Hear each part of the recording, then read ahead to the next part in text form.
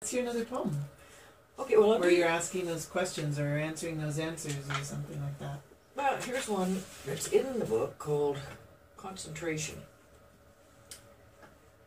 Ravens line the sky at dusk, maneuvering the moon into positional importance, coaxing the stars out of hiding, smudging the horizon with random Rorschach patterns. A rich scoop of licorice ice cream melts over the skyline. Silence takes shape, awakening ghosts. If I concentrate, I can see you walking toward me, smiling through a veil of tears. I collide with myself as your essence moves through me. The longer I concentrate, the less visible you become. When there is only haze and a slight scent of aftershave lingering in the air, I wonder where you are.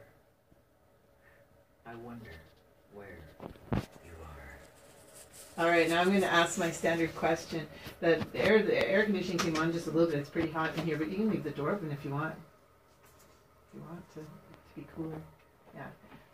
The you in that, now that doesn't sound like you're talking to a Candice. That No. sounds like you're talking to somebody else. Yes, other people. Like people that you that have been in my life, supposedly. They're definitely in this one, and I'm sure in others also. Right.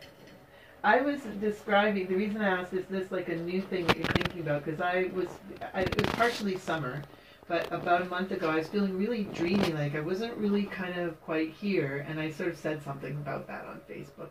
And one of the guys that is friends with me on Facebook went off on this whole thing about how what you're feeling is the fact that there are infinite numbers of you that exist on other, and that's what you're like seeing through the veil a little bit, and you're feeling that, and Exactly. I was like, whoa.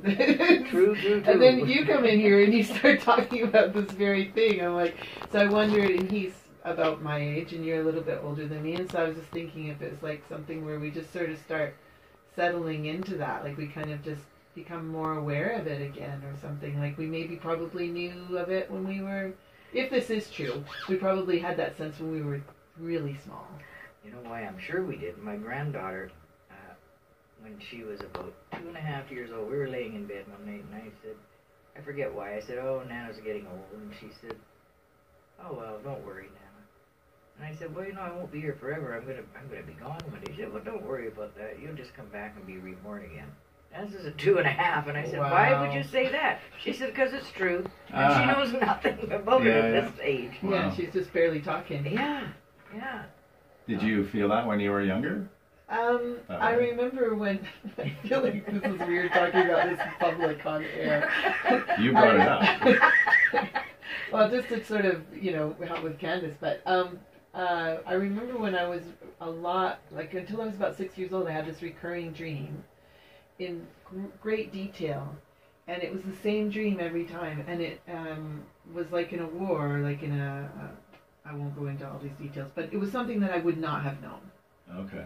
And then when I got older, I wonder if that dream was like the remnant from something that had happened to me before I was born into this life or whatever. Like, because I do believe in that. I do believe that we come back more than once, and that we've got lessons that we learn, and that there are certain things that we have to keep repeating until we get them. And and I do believe that. I mean, whether we can prove it or not, I don't know. And would I die for that belief? I don't know about that, but I do. That sort of makes sense to me.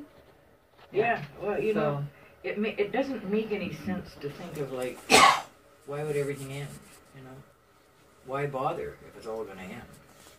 Yeah, I guess it gives you more meaning if you think, well, the lessons I'm learning in this life, I might take in, even if I don't consciously take them into the next life, I will still Just imagine if we came back as a drop of water, a very brilliantly smart, intelligent drop of water, and we decided which tap we were going to come out of, into whose house and into whose body, to share our water knowledge. Wow. You're getting pretty cosmic. Yeah. So this is what you decided to explore. So the book is called Merging Dimensions. Yes. And it's published by?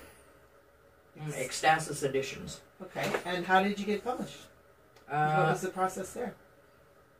Richard Olofsson is the publisher, and I believe the owner, but I don't know.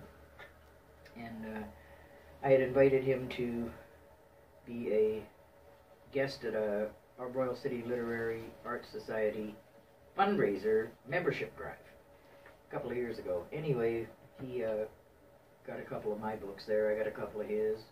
We proceeded to chit-chat back and forth, and he basically said, you know, I wouldn't mind publishing a book of yours if you have a manuscript ready. And I said, well, I can get one ready in a few months. Okay, yeah, please do. I said, okay, I will.